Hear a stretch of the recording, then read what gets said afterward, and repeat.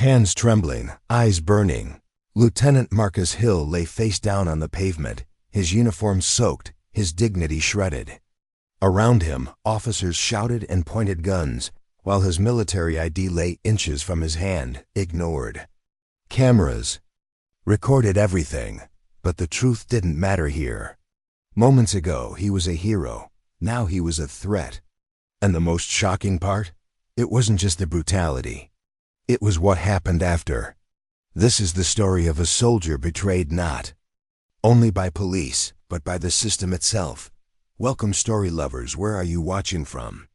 Comment your city. Asterisk, it was supposed to be a proud return. Lieutenant Marcus Hill, a decorated Army officer, had just wrapped up a grueling 18-month deployment overseas. Back home in uniform, he was driving to his new assignment in Virginia tired, proud, and ready for a fresh chapter. The sky was soft with dusk as he pulled into a quiet gas station, double-checking directions on his phone. His car, freshly washed, bore military plates. He'd served his country, followed every rule, done everything right. Yet behind him, a police cruiser crept into the lot.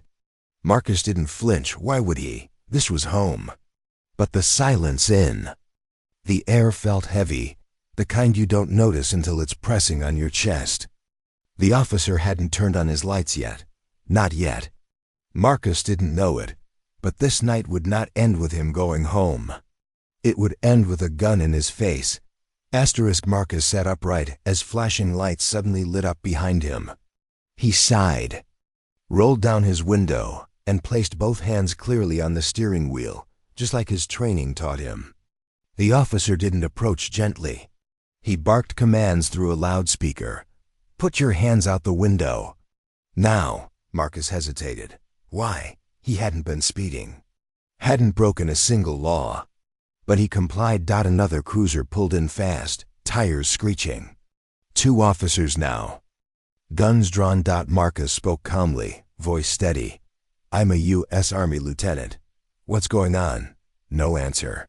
Just more screaming. "Get out of the car." One officer yanked the door. It was locked. That's when they pepper sprayed him through the window.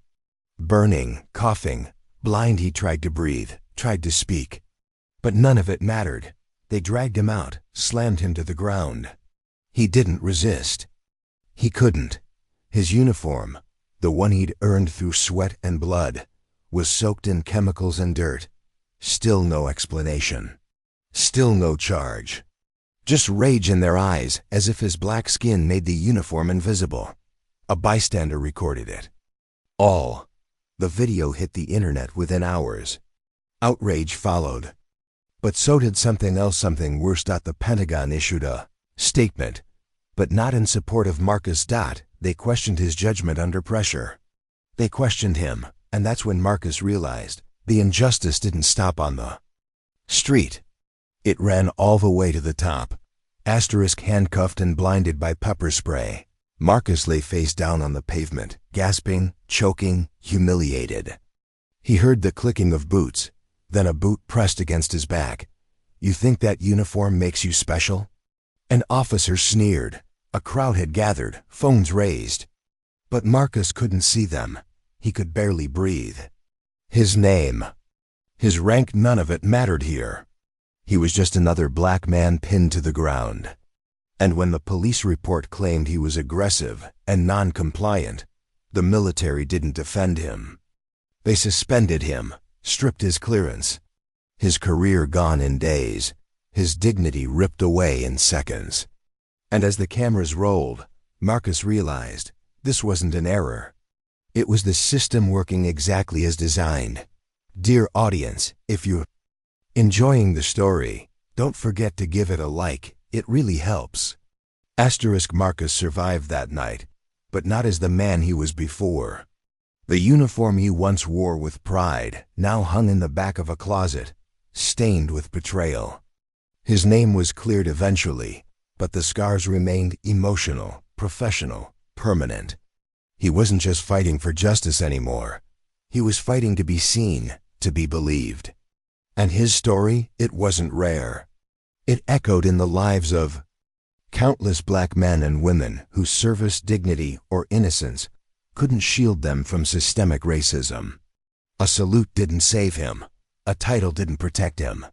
So we ask, if even a soldier isn't safe, who is?